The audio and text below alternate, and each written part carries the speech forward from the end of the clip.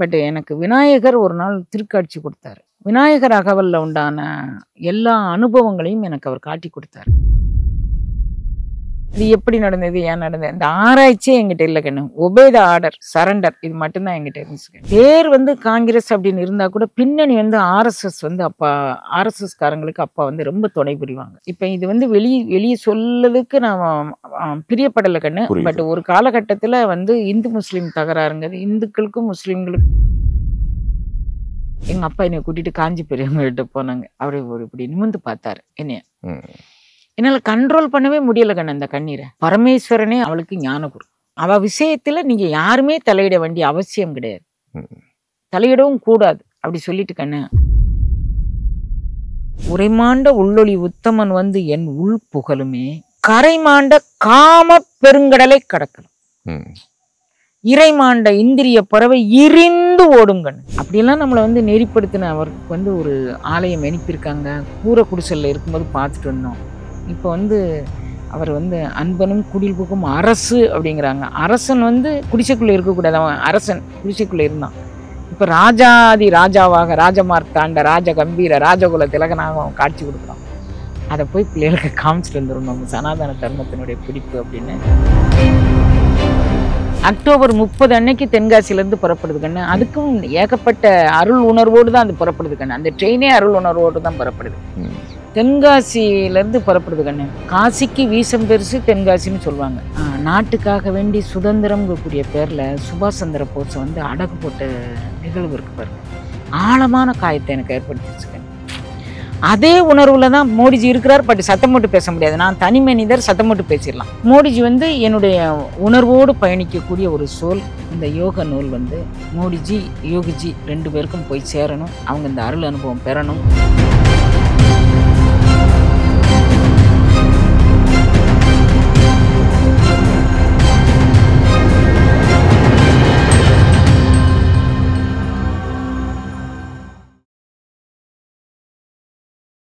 பேசு தமிழா பேசு நேயர்களுக்கு வணக்கம். நான் ராஜவேல் நாகராஜன். இன்றைக்கு நம்முடைய நிகழ்ச்சியின் சிறப்பு விருந்தினர் தென்காசி மாவட்டம் கடையநல்லூர் தாலுகாவில் காசி தர்மத்தில் அமைய பெற்றுள்ள அன்னை சகுந்தலா தவச்சாலையின் நிறுவனர் அன்னை சகுந்தலா அவர்கள் நம்முடன் இணைந்திருக்கிறார். அவருடன் தான் பேச இருக்கோம். அம்மா வணக்கம். வணக்கம் வணக்கம் வணக்கம் வணக்கம். ஒரு சின்ன மாறுது. அன்னை தவச்சாலை இதுக்கு குடிக்கூலி கூட கொடுக்காம நான் வாழ்ந்துட்டு இருக்கிறேன். குடிக்கூலி மீன்ஸ் வாடகை. உங்க பாசையில, பெருமானார் பாசையில அது குடிக்கூலி. நம்ம அப்படி வச்சுக்கலாமா? இல்ல, இதுக்கு முன்னாடி நான் ஒரு சாய் டிவின்னு ஒரு சேனலுக்கு போயிருந்தேன். அந்த சேனலுடைய நிறுவனர் அவருடைய மேஜையில ஒரு பாபா, ஷிரடி சாய்பாபாவுடைய சிலை வச்சிருந்தாரு. கழுத்துல ஒரு ஐடி கார்டையும் போட்டிருந்தாரு. என்ன சார்னு கேட்டேன். சார் அவர் தான் சார் ஓனர் அப்படின்னாரு. சார் எப்படி சார் ஓனருங்கிறீங்க அப்படின்னு. சார் இந்த பாருங்க, நாளைக்கு சம்பளம் போடணும், என்ன வழின்னு தெரியல, ஓனர் கிட்ட சொல்லிட்டேன், ஏதாவது ஒரு வழி பண்ணுவாருன்னாரு. அந்த மாதிரி சொல்றீங்க. சோ இந்த இடம் உங்களுடையது அல்ல? அதுல மாறுதலே இல்ல. என்ன சொல்ல போனா உங்களுடையதுன்னு வச்சுக்கலாம். ஏன்னா பேரண்ட நாயகனுடைய வண்ணமும் வடிவமா தான் நான் இத்தனை பேரையும் அன்பு செலுத்துறேன். அதனால என்னுடையதுன்னு இல்லாம நம்மளுடையதுன்னு வச்சுக்கலாம். உங்களுடைய அங்கத்தினரா என்னையும் சேர்த்துக்கலாங்க. மிக்க மகிழ்ச்சிமா, ரொம்ப சந்தோஷம். உங்களோட உரையாடுவதற்கு கிடைச்சிருக்கக்கூடிய இந்த வாய்ப்பு ஒரு பொன்னான வாய்ப்பாக நான் கருதுறேன். அன்னை சகுந்தலா தவச்சாலை இன்னைக்கு நிறைய பேருக்கு ஒரு மருத்துவ வைத்தியசாலையாக அவங்களுடைய மனதில் இருக்கக்கூடிய பாரங்களை போக்குவதற்கு, ஆன்மீக நெறிப்படுத்துவதற்குன்னு பல வேலைகளை தொண்டாக செய்துகிட்டு இருக்கீங்க. ஒரு இறை தொண்டாக, இறை பணியாக இதை நீங்கள் பல வருடங்களாக முன்னெடுத்துட்டு இருக்கீங்க. கொஞ்சம் பின்னோக்கி போகலான்னு நினைக்கிறேன். ஓகே, இதே ஊர் உங்களுடைய சொந்த ஊர் இல்லையா? அப்பா அம்மா ஹரிகிருஷ்ணன் ஐயா மற்றும் எங்க அப்பா பேரு ஹரிகரன் கண்ணு.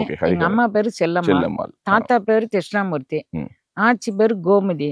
இவங்கதான் என்னை வழி நடத்தி செம்மைப்படுத்தின செம்மல்கள் கண்ணு. சிறப்பு. பேரண்ட நாயகன் அவனுடைய கருணையால் இவங்க எனக்கு கிடைச்ச பரிசு கண்ணு. ஓகே, உங்களுடைய புத்தகங்கள் வழியா தான் நான் உங்களை படிச்சு தெரிஞ்சுக்கிட்டேன். அதன் அடிப்படையில உங்களுடைய இளம் பிராயத்துல எப்படி நீங்க பயங்கர சுட்டியா இல்ல பயங்கர? ஆமா கண்ணு, பயங்கர சுட்டின்னு சொல்ல முடியாது கண்ணு. பட் விளையாட்டுத்துறை அது இதுன்னு போனா கொஞ்சம் சுட்டி தான். கோகட்ல படிச்சோம். 8000 பேர் கொண்ட பள்ளி எங்க கடையநல்லூர் பள்ளி. சுற்று வட்டத்துல எந்த ஸ்கூலும் கிடையாது கடையநல்லூர் தவிர. ஹை ஸ்கூல் அப்படின்னா அங்கதான் வரணும், அப்படி இல்லைன்னா தென்காசி வரணும். கடையநல்லூரை சுற்றி இருக்க எல்லா மக்களும் அங்கதான் படிச்சாங்க. அதுல நானும் அங்கதான் படிச்சேன். அங்கே நான் ஸ்கூல் பீப்புள் லீடரும் நான் தான், கிளாஸ் பீப்புள் லீடரும் நான் தான். ஏன்னு கேட்டா நான் அந்த நேரத்துல ஒரு ஏச்சம் இருந்தாரு. அவர் கொஞ்சம் கரால் பருவல் யாரையும் அடிச்சிருவாரு. அவர் வந்து அப்பா பேர்ல கொண்ட ஒரு மரியாதை காரணமாக என்னை அடிக்க முடியாது. அப்போ school people leader, class people leader 2 பதவி ஒரு ஆளுக்கு கிடையாது. அவர் எனக்கு 2யும் குடுத்துட்டாரு. ஏன்னு கேட்டா என்னை அடிக்க முடியாது. அப்பா பேர் உள்ள மரியாதைனால. கொஞ்சம் வந்து கொஞ்சம் சுட்டியா தெரியறதுனால அது. ஆனா வீட்ல வந்து நான் அப்படி இல்ல கண்ணு. ஓகே. ஒரே மௌனம் தான். தந்தை என்ன பண்ணிட்டு இருந்தாங்க? என்னம்மா? உங்களுடைய தந்தையார்? அது ஒரு பெரிய கதை கண்ணு. அது சுயபுராணம் ஆகுமே. ஓகே. இல்ல உங்களுடைய பூர்வீகம் இதுதான் கேள்விப்பட்டதுனால கூடுமானவரை ஏன் இதை நான் கேட்கிறேன்னா, நிறைய இன்னைக்கு இந்த மாதிரி ஆன்மீக நிலையங்களை நடத்தி கொண்டிருப்பவர்கள் வந்து ஒரு ஊர்ல இருந்து இன்னொரு ஊருக்கு வந்து அங்க ஒரு ஞானம் பெற்று ஒரு என்லைட்டன்மெண்ட் கிடைச்சு அந்த மாதிரி உருவாகுது. எனக்கு வந்து கண்ணு எல்லாமே நம்ம வீட்லயே கிடைச்சுக்கிடுச்சு கண்ணு. ஓகே. அப்பா வந்து பாரம்பரியமாக, அப்பா தாத்தா 2 பேருமே பாரம்பரியமான ஒரு சிவ தொண்டர்கள். நம்ம கடையநல்லூர் ரயில்வே ஸ்டேஷன் நமக்கு பிரிட்டிஷ் கவர்மெண்ட் பீரியடில் நம்ம இடத்துல தான் அவங்க அதுக்கு கொடுத்துட்டாங்க. ஓகே. அதுக்கான டாக்குமெண்டேஷன் எதுவும் என்கிட்ட இல்லை. பட் நான் தலையெடுத்த பிறகு அந்த ரிஜிஸ்டர் ஆஃபீஸில் இருக்கக்கூடிய அன்பர்கள் எல்லாருமே நம்மளுடைய அன்பர்களாக இருந்தாங்க. அவங்க வந்து சொன்னாங்க, அம்மா அந்த இது கொடுங்க, நாங்கள் வந்து உங்களுக்கு இந்த ரயில்வே ஸ்டேஷன்லேயே உங்களுக்கு இடம் பிடிச்சி கொடுக்கக்கூடிய அளவுக்கு ரூல்ஸ் இருக்குது, நீங்கள் அதை கொடுங்க அப்படின்னு சொல்லி கேட்டாங்க. அந்த டாக்குமெண்ட்ஸ் அப்பா அதில் எனக்கு வந்து ஒரு ஷீல்டு மட்டும்தாங்கன்னு என் கைவசம் இருந்தது. மீதி எல்லாமே நான் தான் வீட்டு நிர்வாகம் பார்த்துட்டு இருந்தேன். ஆனால் அது எனக்கு இது மேலெல்லாம் எனக்கு ஒரு நாட்டம் இல்லாதனால நான் எங்கே வச்சேன் என்ன போனேன்னு எனக்கு தெரியல. பட்டு இவங்க வந்து லேசாக நமக்கு ஒரு இது சொல்லிட்டு போயிடுவாங்க. அப்புறம் நீ கலெக்டர் ஆஃபீஸ் போகணும், தாலுகா ஆஃபீஸ் போகணும், அதில் நிறைய ப்ராசஸ் இருக்குது. இதெல்லாம் நமக்கு ஒத்து வராது. பேரண்ட நாயகன் நம்மளை நினச்சோம்னா எங்கே வைக்கணுமோ அங்கே வச்சுக்குவோம். அந்த அளவுக்கு நான் முடிச்சுக்கிட்டேங்கன்னு. பட் இன்னைய வரைக்கும் எல்லாரும் சொல்லுவாங்க, நீங்கள் ரயில்வே ஸ்டேஷன் இடத்த வந்து கொடுத்ததுக்கு நீங்கள் அங்கேயே இருந்திருக்கலாம், உள்ளூர்லேயே இருந்திருக்கலாம், அங்கேயே வந்தீங்க அப்படி கேட்பாங்க. நான் வந்து குற்றாலம் அப்புறம் ஐந்தருவி அந்த இடத்துல இடம் பார்க்கலான்னு நினச்சேன். அதுக்கு ஒரு காரணம் எனக்கு வீட்டில் எல்லா என்லைட்மெண்ட்டும் கிடச்சிருச்சு. யாருமே எனக்கு தடங்கல் இல்லை. வீட்டில் உறவினர்கள் யாரும் தடங்கல் இல்லை. இன்ஃபேக்ட் எல்லாருமே என்னை அம்மானு தான் கூப்பிடுவாங்க. எங்கள் அப்பா, அம்மா, தாத்தா, ஆச்சி எல்லாருமே அம்மானு தான் கூப்பிடுவாங்க. பேர் சொல்லியெல்லாம் கூப்பிட மாட்டாங்க. ஏன் எனக்கு அதுவும் தெரியாது. நானும் வந்து ரொம்ப மௌனமான வீட்டில் ரொம்ப மௌனங்கண்ணு. ஸ்கூல் லைஃப் வரைக்கும் நான் கொஞ்சம் சுட்டி தான். கபடியில் நல்லா விளையாடுவேங்கண்ணு. எல்லா ஆக்டிவிட்டீஸும் நல்லா செய்வேன். பட் எனக்கு விநாயகர் ஒரு நாள் திருக்காட்சி கொடுத்தாரு. விநாயகர் அகவலில் உண்டான எல்லா அனுபவங்களையும் எனக்கு அவர் காட்டி கொடுத்தாரு. அதுக்கு பிறகு என்னுடைய படிப்பு எல்லாமே ஏற கட்டிடுச்சு. இது சுமார் எத்தனை வயது இருக்கும்? ஏறத்தாழ என்னுடைய 15, 16வது வயதில் இது கிடைச்சது கண்ணு. ஆனால் எனக்கு என்லைட்மெண்ட்டுன்னு கிடைச்சா ஒரு 7 வயதில் எனக்கு ஒரு ஒளி வெள்ளம் என்னை அடிக்கடி வந்து பார்க்க வரும். அது எதுக்கு பார்க்க வருது, எனக்கு அது ஒரு ஒளி வெள்ளம் அதை பார்க்க வருது அப்படின்லாம் தெரியாது. பட் அது வந்து சில பல இவைகளை சொல்லும். எப்படி சொல்லும் அப்படின்னா, நாளைக்கு உன்னை இவங்க பார்க்க வருவாங்க, மருத்துவ ரீதியாக வருவாங்க. நான் ரொம்ப சின்ன குழந்தை. எங்கள் அப்பாவுக்கு தாய்மாமெல்லாம் நிறைய பேர் பாரம்பரியமான சித்த வைத்தியர். அவங்க வந்து என்னை முன்னிறுத்தி ஏதாவது செய்வாங்க. அவங்களுக்கு என்ன தோணுச்சே தெரியல, ஏதாவது ஒரு இந்த செந்தூரம் தயாரிக்கிறதுங்க, பஸ்பம் தயாரிக்கிறதெல்லாம் கொஞ்சம் கடினமான வேலைகள். அது தீஞ்சு போச்சுன்னா மண்ணை தோண்டி பதிச்சிருவாங்க. யாருக்கும் பேஷண்ட் கொடுக்க மாட்டாங்க. அதுக்காக வேண்டி எங்கிட்ட கொடுத்து வாங்குவாங்க. எனக்கு அதில் உள்ள சூக்குமெல்லாம் தெரியாது கண்ணு. இப்போ நான் வந்து ஏதோ ஒரு கைராசி இருக்குன்னு செஞ்சுருக்குறாங்கன்னு இப்போ லேட்டரான்னு தெரிஞ்சுக்கிட்டேன், அவ்வளோதான். அப்போ அவங்க வரும்போதெல்லாம் இந்த இடத்துல இந்த மண் இருக்குது, அந்த மண்ணிலேருந்து இது எடுத்துக்கொடு, இந்த இடத்துல இது இருக்குது, அதுலேருந்து எடுத்துக்கொடு அப்படி சொல்லுவார் கண்ணு. மண்ணு தான் அப்படியே கொடுத்தேன். எல்லாருக்கும் குடம் கிடச்சிது. அது கொஞ்சம் என்னைய கொஞ்சம் பாப்புலர் ஆச்சு. எங்கள் தாத்தா ஆச்சிக்கு அது பிடிக்கல.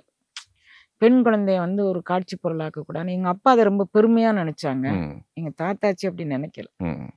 ஒரு பெண் குழந்தைய அப்படி 4 பேர் முன்னால் காட்சி பொருள் ஆக்கக்கூடாதுன்னு. எனக்கும் அதுதான் உடன்பாடு அப்படின்னு சொல்லி தாத்தாட்ட, அப்பா யார் வந்தாலும் என்னை கூப்பிட்டு என்ன ஏதுன்னு கேட்குறாங்க தாத்தா, எனக்கு அது ரொம்ப டிஸ்டர்பன்ஸாக இருக்குது. உங்களுக்கு அது அப்போ உடன்பாடு இல்லை? எனக்கு ரொம்பவே உடன்பாடு இல்லை. அப்போ எங்கள் தாத்தா வந்து எங்கள் தாத்தாவுடைய கண்ட்ரோலில் தான் ஃபேமிலி இருந்துச்சு. எங்கள் அப்பா ரொம்ப எங்கள் தாத்தாவுக்கு ஒபீடியன்ட். அதனால் எங்கள் தாத்தா சொல்லவும் எங்கள் அப்பா வந்து எங்கள் தாத்தா முன்னிலையில் சொல்ல மாட்டாங்களே தவிர, பட் அவங்களுடைய நட்பு சுற்றத்துக்கு நான் ஏதாவது செய்யணும் அப்படின்னு சொல்லி அவங்க ரொம்பவே விரும்புவாங்க. நானும் வந்து ஊமையாக வந்து அவங்களுக்கு என்ன செய்யணும் அது செய்யணும் செஞ்சுட்டு நான் போயிடுவேன். அது மாதிரி அது எப்படி நடந்தது, ஏன் நடந்தது, இந்த ஆராய்ச்சியே என்கிட்ட இல்லை கண்ணு. ஒபே த ஆர்டர், சரண்டர், இது மட்டும்தான் என்கிட்ட இருந்துச்சு. உங்களுடைய வாழ்க்கையில காஞ்சி மகா பெரியவர் உங்களை பற்றி? ஆமா கண்ணு. அப்பா வந்து இப்ப இது வந்து வெளிய சொல்லதுக்கு நான் பிரியப்படல கண்ணு. புரியுது. பட் ஒரு காலகட்டத்துல வந்து இந்து முஸ்லீம் தகராறுங்கிறது இந்துக்களுக்கும் முஸ்லீம்களுக்கும் நம்ம வீட்ல இன்னும் என்னை இங்க வந்து முஸ்லீம்கள் பார்க்க வராங்க. அந்த அளவுக்கு நெருக்கமா உறவு பாராட்டி தான் கடைநல்லூர்ல வந்து முஸ்லீம்னு தனியா வைக்கிறது இல்ல. உறவு பாராட்டி தான் பேசுவோம். சித்தப்பா, மாமா, பெரியப்பா அப்படின்னு. உமர் பெரியப்பான்னு ஒரு பெரியப்பா. அவங்களுக்கு பெண் குழந்தை இல்ல. அவங்க என்னைய தான் பெண் குழந்தையா நினைச்சுக்குவாங்க. எதுனா வந்து அவங்களுக்கு ஒரு தாய்மை உணர்வு வேணும் அப்படின்னா என்கிட்ட தான் வருவாங்க. வரும்போதே அவங்க வந்து பெண் குழந்தைங்களை ஏழா அப்படிம்பாங்க. ஏழா அப்பா வந்திருக்கேன் வாழா அப்படிம்பாங்க. எனக்கு அந்த மாதிரி ஒரு உணர்வெல்லாம் இப்ப பார்க்க முடியாதுங்க. அப்படி இருந்த சூழ்நிலையில நம்ம வீட்டு தோப்பு ஒண்ணு நிறைய ஏக்கர் நிலப்பரப்புடையது. 5 HP motor, 7 HP motor, 3 HP motor 3 இருந்தது. வாழை, தென்னை, மா, பலா இருந்தது. நம்ம வீட்ல வந்து இவங்க அப்பா வந்து காங்கிரஸ் ஃப்ரீடம் ஃபைட்டர் அப்பா. அது ரொம்ப முக்கியமா அப்பா. கொஞ்சம் ஜெயிலுக்கெல்லாம் போனாங்க.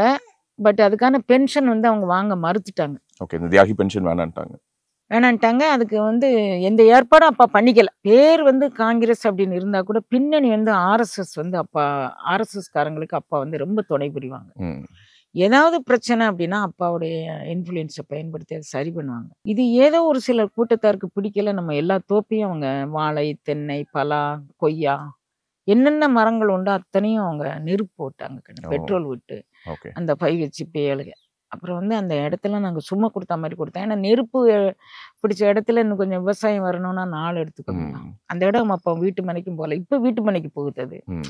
அப்போ போகவும் இல்லை. அதெல்லாம் வந்து அப்பா விவசாயத்துக்கும் அப்பா லாய கிடையாது. அப்பா பிஸ்னஸ் ஒரு 10-20 பிஸ்னஸ் பண்ணாங்க. தாத்தா விவசாயம் பண்ணுவாங்க. பின்னணி இதுதான் நம்ம ஃபேமிலி பின்னணி.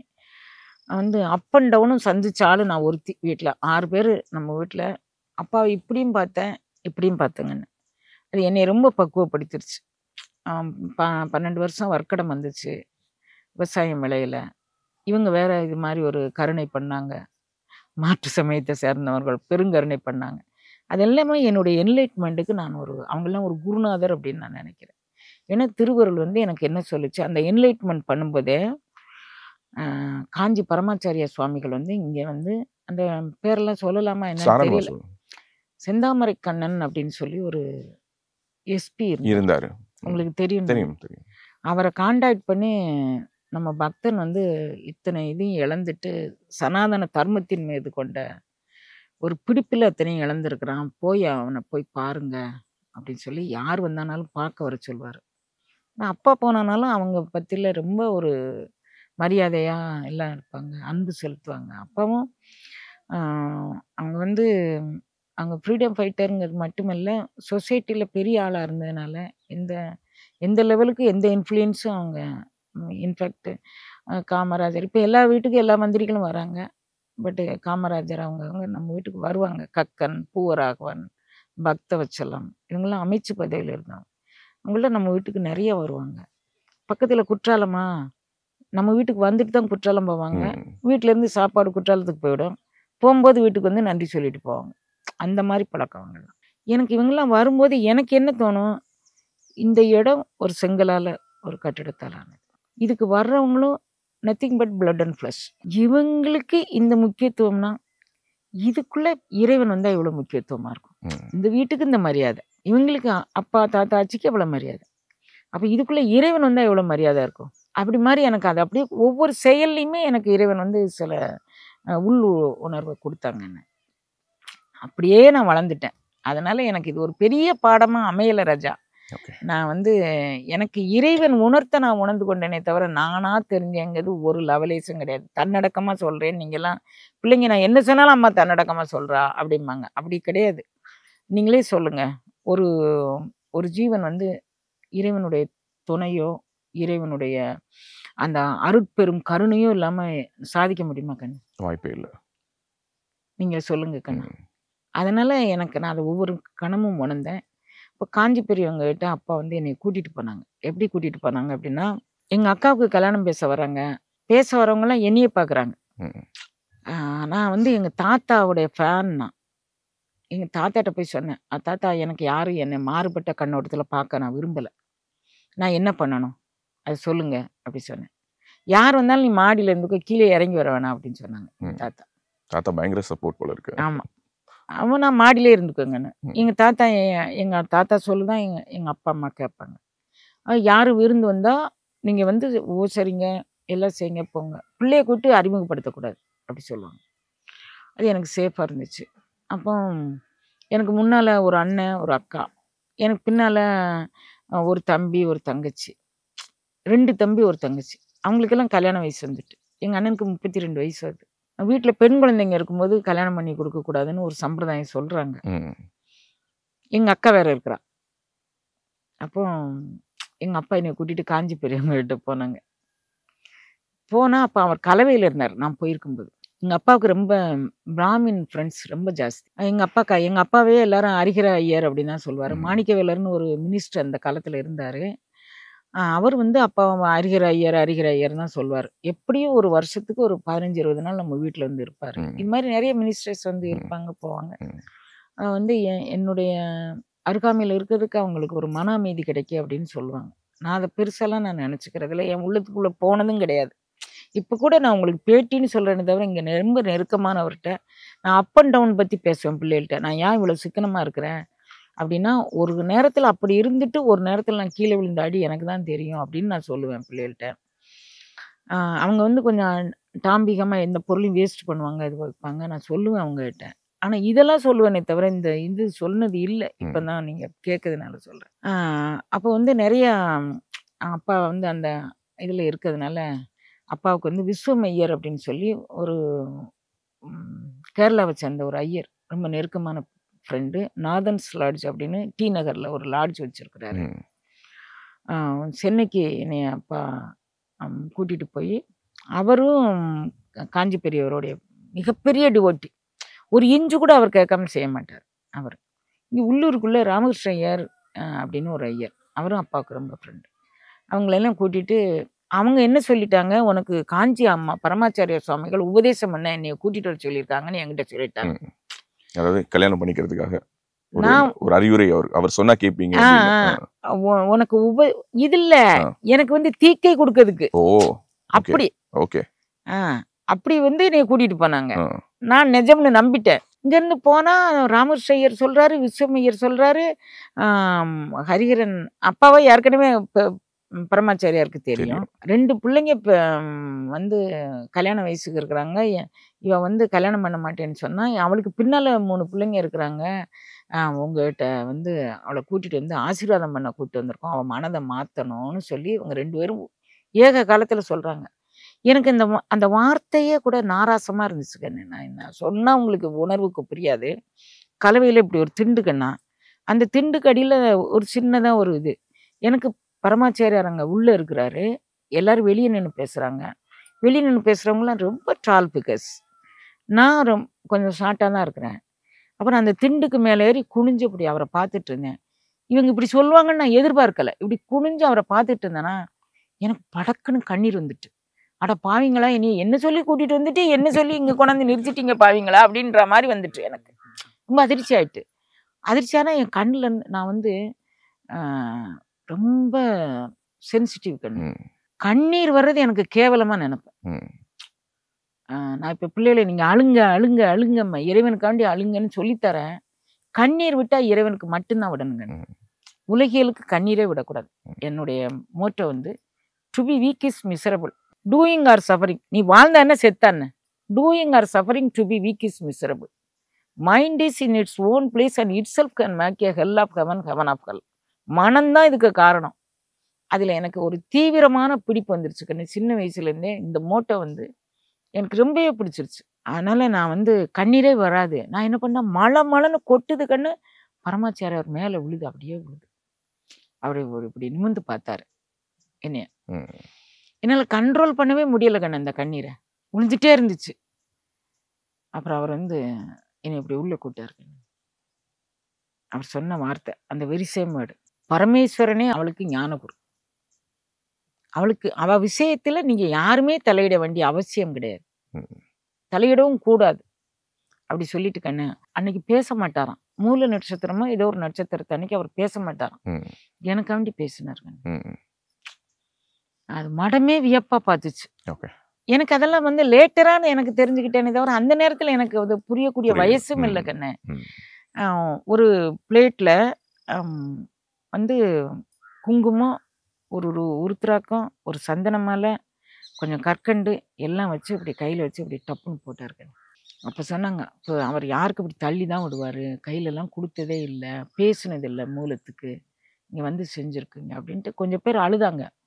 அப்புறம் அவங்க எல்லாருமே அந்த பிரசாதத்தை அவங்க வாங்கிக்கிட்டாங்க கண்ணு. எனக்கு அது நமக்கு உரியதுங்கக்கூடிய அந்த நினைப்பும் கூட எனக்கு கிடையாது. ம். அப்புறம் மடத்துல இருந்து ஒரு அன்பர் வந்து சொன்னாரு, அவர் என்ன சங்கல்பம் பண்ணி அவங்களுக்கு கொடுத்தாங்களோ தெரியல, நீங்க எதுக்கு அதெல்லாம் தொடுறீங்க அப்படி சொன்னாரு. அவங்கவுங்க போட்டுக்கிட்டாங்க கண்ணு, ருத்ராக்கம் அது இதெல்லாம் அவங்கவுங்களே போட்டுக்கிட்டாங்க. அப்புறம் நான் வாங்கி கண்ணுல தான் ஒத்திக்கிட்டேனே தவிர நான் வந்து அதை திரும்ப வந்து நான் அதை பயன்படுத்தலை. ம். இது இது சொன்ன பிறகு எங்க அப்பா வந்து எதுவுமே செய்யல இருக்கேன். ஓகே. என் விஷயத்துல வந்து எதுவுமே தலையிடல. ஸோ இந்த ஒரு இன்சிடென்ட் தான் இன்னும் சொல்லப்போனா ஒரு சகுந்தலாவா பல குழந்தைகள் இருக்கக்கூடிய ஒரு வீட்டில் ஒரு குழந்தையாக இருந்த ஒருத்தங்களை ஒரு அடுத்த கட்டத்துக்கான ஒரு டிரான்ஸ்ஃபர்மேஷன் அப்படி புரிஞ்சுக்கலாம். சொல்ல முடியாது கண்ணு. அதுக்கு முன்னாலே எனக்கு என்னோடு வந்து ஷிரடி சாய்பாபா வந்து என்னோட தொடர்பில் இருந்தார் கண்ணு. அவர் எப்படி வந்தாரு என்ன வந்தாரு அப்படிங்கிறது எனக்கு தெரியாது. அப்பா வந்து ஷிரடியில் ரொம்ப ரொம்ப ஈடுபாடு. ம். விநாயகரும் அப்பாவுக்கு ரொம்ப பிடிக்கும். ம். அப்போ வந்து ஷிரடி அது வந்து இப்போ அப்பா இல்லை, இப்போ வந்து ஈடி அதெல்லாம் வராது. அதனால நான் தைரியமா சொல்றேன் உங்களுக்கு. அதாவது வந்து அப்பா என்ன பண்ணுவாங்க, அந்த அப்போ ஸ்டெயின்லெஸ் ஸ்டீல்லாம் வந்து எக்ஸ்போர்ட் குவாலிட்டி ம். நம்ம தயாரிச்சது. ம். அது வந்து இத்தனை லட்சம் அவங்க அனுப்பி வைப்பாங்க. அதை வந்து இந்த சேட் இருக்காங்கல்ல, ம். அவங்க மும்பையிலேயே அந்த கப்பலை மறித்து அவங்க எடுத்துக்கிட்டு ம். அப்பாவுக்கு ஒரு சீட் 2 சீட்டுங்க மாதிரி கொடுத்துட்டு பைசா கொடுத்துருவாங்க. அப்பா அதை வச்சு அரசியலுக்கு வேணும் வேண்டான்னு செலவழிச்சுக்குவாங்க. புரியுது. இது மாதிரி ஏகப்பட்ட உரத்துலையும் கூட அப்படிதான். ம். ஏகப்பட்ட இது வந்து இடையில வந்து அவங்க வாங்கிக்குவாங்க. ம். அப்பாவுக்கு வந்து இதை கொடுத்து இது பண்ணிடுவாங்க. அப்பாவும் இங்கே திருநெல்வேலியில் வந்து 17 கடை உரக்கடை வச்சுருந்தாங்க. விவசாயிகளுக்கு வந்து 17 கடையில இருந்து விவசாயிகளுக்கு வந்து இதில் கொடுப்பாங்க. விளைச்சல் வந்த பிறகு தான் அவங்க இதவே கொடுப்பாங்க. அதில் என்ன ஆகிப்போச்சு அப்படின்னா, ஒரு மூடை யூரியா 20 ரூபாய்க்கு நமக்கு இறக்குமதி ஆச்சு. ம். அந்த 20 ரூபாய்க்கு அப்பா வந்து எல்லாருக்கும் கொடுத்துருவாங்க. ரொம்ப அப்பாவுக்கு வந்து ஒரு பணம் மைண்டு கிடையாது. ஆனாலும் அப்பா வந்து அதை அப்படியே கொடுத்துருவாங்க கண்ணு. ஒரு காலகட்டத்தில் என்னாச்சு அப்படின்னு கேட்டிங்கன்னா, அவன் 40 ரூபான்னு நமக்கு மெசேஜ் அனுப்பியிருக்காங்க கவர்மெண்ட்டு. நம்ம அதை அந்த லெட்டர் மிஸ்ஸிங்கா என்னன்னு தெரியல. ம். நம்ம 20 ரூபாய்க்கே எல்லாத்தையும் விற்றுட்டோம். ம். அதில் வந்து பல லட்சங்கள் நம்ம கவர்மெண்ட்டு கட்ட வேண்டியது இருந்துச்சு. ம். அதுக்கு அதில் தான் அந்த அப் அண்ட் டவுன் உங்கள்கிட்ட புரியுது. சொன்னது அதில் தான் வந்துச்சு. ம். அப்பாவுக்கு வந்து நன்னட்பு அவ்வளவு கிடையாது கண்ணு. அப்பாவுடைய வளர்ச்சி யாருக்குமே பிடிக்கல. நம்ம கூட விளையாண்டுக்கிட்டு இருந்தவன், நம்ம கூட தெரிஞ்சவன், ஒரு விவசாய குடும்பத்தில் பிறந்தவன், அவனுக்கு இவ்வளோ பெயரா புகழா, அவனை தேடி இத்தனை பேர் வராங்க போகிறாங்க அப்படின்னு. ம். விநாயகர்மார் கலப்புரம்னு உரம் 17 கடை வச்சுருந்தாங்க. அதுக்கு பேர் விநாயகர். அவங்க 2 பேர் ரொம்ப நேசித்தாங்க. சாய்ராம் பேரில் ஒரு இண்டஸ்ட்ரி வச்சுருந்தாங்க. விநாயகர் பேரில் கலப்புரம் ஏகப்பட்ட இது வச்சுருந்தாங்க. ம். அப்போ வந்து அந்த விநாயகர்மார் கலப்புரத்தில் அந்த இண்டஸ்ட்ரியில் வந்து அப்பா பேரில் மொட்டை போட்டு, இவர் இங்கே வந்து எந்த தொழிலும் செய்யலை, பிளாக்ல வித்துடுறாரு எல்லாத்தையும் அப்படின்னு ஏகப்பட்ட கம்ப்ளைண்ட் போயிடுச்சு. அப்பா வந்து மும்பையில் வந்து ஆஜர் பண்ணி சொல்லி இது வந்துருச்சு கவர்மெண்ட்லேருந்து. அப்பாவுக்கு லாங்குவேஜ் ப்ராப்ளம். இங்கிலீஷ் தெரியும், ஹிந்தி தெரியாது, எப்படி சூழ்நிலை போகிறது வர்றது அப்படின்னு. ஒரு ஆடிட்டர், ஒரு வக்கீல் எல்லாரோடையும் அப்பா போனாங்க மும்பை. அந்த டேபிளில் வந்து பெரிய ஷிரடி சாய்பாபா படம் ம். ஒட்டி கீழே அந்த கண்ணாடி டேபிள் மாதிரி அதில் Okay. ஒட்டி வந்து அதில் அந்த ஆஃபீஸர் அப்படியே வந்து அப்பா வந்து ரிசீவ் பண்ணி சீட்டில் உட்கார சொன்னாராம். லாங்குவேஜ் தெரியாது. ம். அவர் வந்து சொன்னாராம், நைட்டில் வந்து ஷிரடி பாபா எனக்கு காட்சி கொடுத்தாரு, ம். என் பையன் வரான், அவனை நல்லா உபசரிச்சு அனுப்புன்னு சொன்னார் ம். அப்படின்னு சொல்லி. ம். அப்போ அந்த நிகழ்ச்சியை வந்து ஒரு 100 பேர் வந்தாலும் 100 பேர்ட்டையும் இப்போ ஒன்று சொல்லுவாங்க, பிறவனு 100 பேர்ட்டையும் சொல்லிட்டோம்னா அவங்களுக்கு திருப்தியே வராதுங்க. ஓகே. நான் தான் அப்பா கூட இருந்தேன், மீதி பேர் எல்லாமே அவங்கவுங்க கல்யாணம் பிஸ்னஸ் எல்லாரும் போயிட்டாங்க. அது கேட்கும் போதெல்லாம் எனக்கு பாபா பேரில் ஒரு அளவு கடந்த ஒரு அன்பு, ஒரு மரியாதை எல்லாமே இருந்துச்சு. அதனால் பாபா வந்து நான் வியாழக்கிழமை விரதம் இருப்பேன், மௌனமாக இருப்பேன், சாப்பிடாது இருப்பேன். சாயங்காலம் அவர் எனக்கு இன்னும் உணவு சமைச்சு வையின்னு சொல்லுவாருங்க. புட்டு ஆப்பம் தான் அவர் என்கிட்ட நிறைய கேட்டது. நான் புட்டு நல்லா பண்ணுவேன்னு இந்த பிள்ளைங்கெல்லாம் சொல்லுவாங்க. உங்களுக்கு எது செஞ்சு குடுக்குறேன்னு. ஆ புட்டு நல்லா பண்ணுவேன்னு சொல்லுவாங்க கண்ணு. அந்த புட்டமுது செஞ்சு இறைவனுக்கு வச்சுட்டு, வள்ளல் பெருமானாருடைய மகாதேவ மாலைன்னு ஒரு பாடல். 100 பாடல் கொண்டது. அத படிப்பேங்கண்ணே. சத்தம் போட்டு 7:30 கட்ட ராகம்லாம் தெரியாது. 7:30 கட்ட சுதியில படிப்பேன். நான் கண் திறந்து பார்க்கும்போது ஒரு புட்டு கூட இருக்காது கண்ணு. ஓ! ஆப்பம் தேங்காய் பால் விட்டு ஆப்பம் வைப்பேன். கொல கொலன்னு தான் இருக்குங்கண்ணே. தேங்காய் பால் விட்டு ஆப்பத்துக்கு மேல எப்படி இருக்கும் பாருங்கண்ணே. அதுவும் காலியாயிருங்க. ம். "எப்பா நீ டெய்லி நீ சாப்பிட்டுக்கிற, கொஞ்ச நேரம் எனக்கு பிரசாதம் குடுப்பா" ம். அப்படி சொல்லி கேட்டேன்னா, அதுக்கு பிறகு கொஞ்சம் கொஞ்சம் எனக்கு வச்சிருப்பாருங்க. ம். நான் அத மொத்த பிரசாதத்துல போட்டு மிக்ஸ் பண்ணி எல்லாருக்கும் குடுப்பேன். அப்படி பாபா என் கூட அப்படி இருந்தாரு கண்ணு. அப்புறம் வந்து என்னுடைய அம் நிலைகள் வந்து ஜோதி வளையாபதி சித்தர் அப்படின்னு ஒருத்தர். அவர் வந்து ஃப்ரீடம் ஃபைட்டர். குவைட் இந்தியா இயக்கத்திலருந்து வெளியே வந்தவர். ஓகே. அப்பா கூட இந்த ஃப்ரீடம் ஃபைட்டர்கள் எல்லாம் சேர்ந்து ஒரு வீட்ல வந்து டெய்லி அவங்க மாநாடு மாரி நடத்துவாங்க கண்ணு. யார் அடி வாங்குனா, யார் வந்து ஒளிஞ்சா, போலீஸுக்கு பயந்தது யாரு, அப்படியெல்லாம் அவங்க வந்து அத ஒரு கதை மாரி சொல்லுவாங்க கண்ணு. வரவங்கலாம் அவங்கவங்க அனுபவத்த சொல்லுவாங்க. அது ஒரு நல்ல டைம் பாஸ். ம். அதோட வந்தவங்க தேவார திருவாசகத்தில் ரொம்ப ஈடுபாடோட வருவாங்க. அதையும் சொல்லுவாங்க. அப்படியே நான் அவங்க அப்பா கூடயே பயணிச்சதுனால என்ன இதெல்லாம் கேட்டுருந்தேன். அந்த ஜோதி வளையாபதி சித்தர்னு ஒருத்தர். அவர் வந்து டாக்டர் கண்ணு. 4வது வருஷம் படிச்சுக்கிட்டு இருக்கும்போது இந்த குவைட் இந்தியா இயக்கத்திலேருந்து அவர் வெளியேறி வந்தவர். வெள்ளையனே வெளியேறுன்னு கோஷம் போடுறதுக்கு வந்தவர். அவர் ஒரு நாள் நம்ம வீட்டில் வந்து 108 விளக்கு பூஜை பண்ணுறேன்னு சொல்லிட்டு, அப்போ நான் கல்லூரியில் படிச்சுக்கிட்டு இருந்தேன். ம். அப்போ என்னை வந்து கூப்பிட வந்தார் கண்ணு. சுவாமி வந்திருக்கிறாங்க, நீங்கள் வாங்க அப்படின்னு எங்கள் அண்ணன் வந்து கார் எடுத்துகிட்டு இருந்தார். நான் வந்தேன், குளிச்சுக்கிட்டு பூஜைக்கு ஏற்பாடு பண்ணாங்க. பூஜையில் வந்து நான் நீ தான் இந்த தீபத்துக்கெல்லாம் எண்ணெய் விடணும் அப்படின்னா, நானும் வந்திருக்கேன், எங்கள் அக்கா வந்திருக்கிறாங்க, எங்கள் அண்ணன் எல்லாரும் இருக்கிறாங்க. பூஜை அறையில் நீ மட்டும்தான் இருக்கணும் அப்படின்னு சொல்லிட்டாரு. அவரும் இருந்தார். அப்போ இதுதான் என் வாழ்க்கையில் வந்து மறக்கவே முடியாத ஒரு நிகழ்வு கண்ணு. அப்போ நான் அவர்கிட்ட வந்து நான் பார்த்துக்கிறேன் அப்படின்னு சொன்னேன். ஒரு ஜார் மாதிரி வச்சு அதில் எண்ணெய் விட்டு அந்த 108 தீபத்துக்கும் முதல் ஷிஃப்ட் ஊற்றிட்டேன். அவர் வந்து அம்பாளுடைய சகஸ்ரநாமத்தை பாடுறார். அந்த சகஸ்ரநாமம் பாடிட்டு இருக்கும்போதே அப்பா வந்து மகா கணபதி மகா கணபதின்னு சொல்லுவாங்க. ஏன்னா அவங்க அது மேலே ரொம்ப ஈடுபாடு, இல்லாட்டி சாயிரான்னு சொல்லுவாங்க. ஓ மகா கணபதின்னு சொல்லிட்டு இருக்கிறாங்க. நான் வந்து மகா கணபதின்னு சொன்னேன். அவர் வந்து சகஸ்ரநாமம் சொல்லி ஒரு 10 மூட பூக்கண்ணா அர்ச்சனை. எனக்கு வந்து இறைவனை வந்து உள்ளே இன்ஸ்டால் பண்ண தான் பிடிக்கும். வெளியே இன்ஸ்டால் பண்ணது எனக்கு பிடிக்காதுன்னு எனக்கு தெரியாது. ஆனால் எங்கள் அப்பாவுக்கு வந்து வெளியே தான் பார்க்க தெரியும். எங்கள் அப்பா சொல்லுவாங்க, உன் போக்கு வரமா என் போக்கு வர, நீ என்ன பண்ணுற, எனக்கு தீப்பெட்டி உரசி விளக்கேற்ற தெரியாது, நீ 4 மணிக்கு எழுந்திருக்கவ எனக்கு பூஜைக்கானதை ஏற்பாடு பண்ணிவிட்டு நீ மாடிக்கு போ அப்படின்னு சொல்லுவாங்க. எனக்கு அதை அப்பாவுக்கு செஞ்சு கொடுக்கறதுல சந்தோஷமாக தான் செய்வேன். நான் அதை செஞ்சிட்ருக்குறேங்கன்னு அந்த மகா கணபதி மந்திரம் சொல்லிகிட்ருக்கிறேன். என்னுடைய உணர்வு வந்து ஒரு அதீத நிலைக்கு போச்சு. அது வந்து வாய் கொண்டு உரைக்க முடியாதுங்கன்னு. நீங்கள் தேடலில் இருந்தால் மட்டுமே இதை புரிஞ்சுக்க முடியும். இது வந்து மெட்டீரியலிஸ்டிக் வேர்ல்டில் இது என்னன்னு வந்து புரிய வைக்க முடியாத ஒரு அனுபவங்கண்ணா. இப்படி நான் உட்காந்துக்கிட்டு இருக்கேன். என்னுடைய வாசி வந்து அப்படியே போச்சு, தொண்டைக்கு மேலே போச்சு, உச்சந்தலைக்கு மேலே போச்சு. அப்புறம் வந்து எனக்கு பேச்சு மூச்சு இல்லை. 6 மணிக்கு நான் வந்து விளக்க பார்த்துக்கிறேன்னு ஏகப்பட்ட அன்பர்கள் வீட்டில் குழுமி இருக்கிறாங்க. 100-200 பேருக்கு புளியோதரை, தயிர் சாதம், பொங்கல், என்னென்னமோ செஞ்சு வச்சிருக்கு, வடை, என்னென்னமோ சுண்டல், என்னென்னமோ செஞ்சு வச்சிருக்கு. அந்த அவர் வந்து பூஜை நிறைவு 8-8:30 பண்ணியிருப்பாரா இருக்கும். எனக்கு அதெல்லாம் நான் கேட்கல கண்ணு.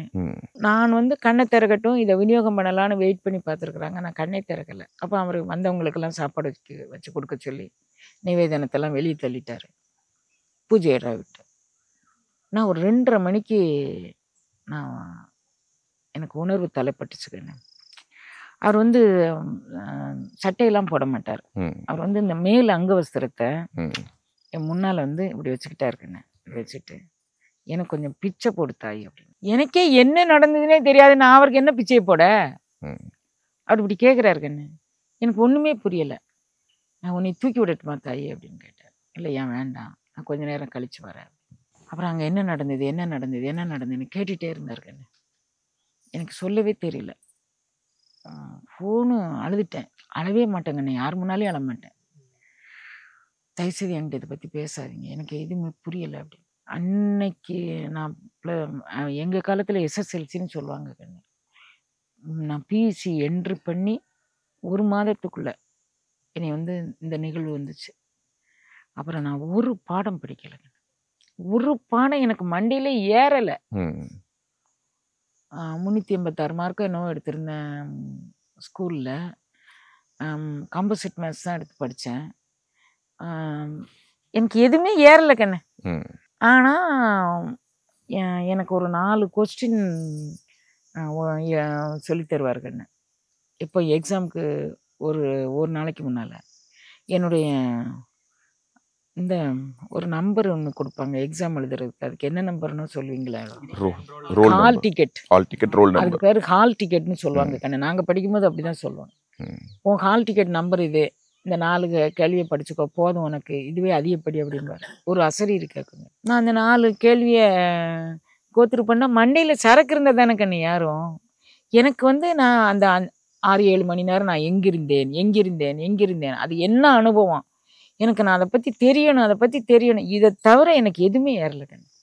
எப்படியோ ஒரு கல்லூரி வாழ்க்கையை ஒரு 4 வருஷம் முடிச்சுட்டேன். அதுக்கு பிறகு வந்து எனக்கு வள்ளல் பெருமானாரும் ஷிரடி சாய்பாபாவும் இந்த அருள் அனுபவங்கள் எங்கே இருந்து கோட்பற்றப்பட்டதுன்னு அவங்க 2 பேருமே சொல்லி தந்தாங்க. இல்லை, நீங்கள் சொன்ன நிறைய விஷயங்கள், அதாவது இதுவரை பேசியதுலேயே பல விஷயங்கள் வந்து நீங்களே சொன்ன மாதிரி இந்த மெட்டீரியலிஸ்டிக் லைஃப்பில் இருக்கிறவங்களால அதை உணர முடியாது. அது ஒரு வேற ஒரு மாதிரியான ஒரு ஸ்பிரிச்சுவல் என்கவுண்டர். மேபி அது கேட்கும்போது எங்களுக்கு ஒரு சிலிர்ப்பு வருது, கண்களில் கண்ணீர் வருது. இதை தான் கண்ணு நான் துறவி கந்தசாமின்னு ஒரு பெரியவர்கிட்ட இது என்ன நிலை அப்படின்னு கேட்கணும்னு நான் போனேன் கண்ணு. அவர் ஒரு பேச்சுலர். ஓகே. வடலூரில் வாழ்ந்தார். என் பேரில் அளவு கடந்த மரியாதை, அன்பு.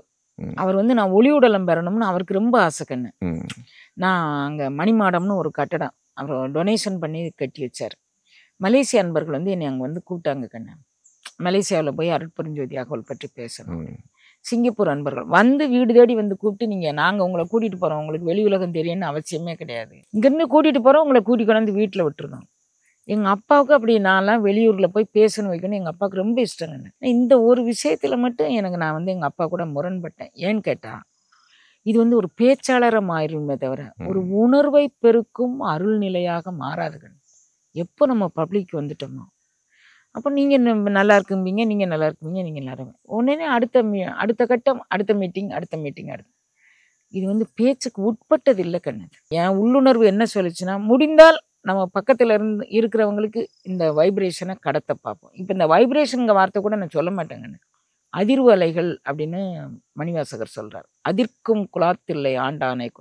இந்த அதிர்வு கூட வந்து இப்போ சாதாரணமாக எல்லாருக்கும் இங்கே போனால் ஒரு வைபு, எனக்கு அந்த வார்த்தையை கூட நான் உச்சரிக்க மாட்டேங்க. துறவி கந்தசாமி அவர் வந்து பெண்களே பார்க்குறது இல்லை கண்ணு. யாராவது அவர்கிட்ட வந்து இந்த பிஹெச்டி ஸ்டூடெண்ட்ஸ் அருட்பாவில் பண்ணுறவங்க அவர்கிட்ட வந்து கொஸ்டின் கேட்க வந்தால் அவர் ஒரு ஹாலில் இருந்துட்டு இவங்க ஒரு ஹாலில்.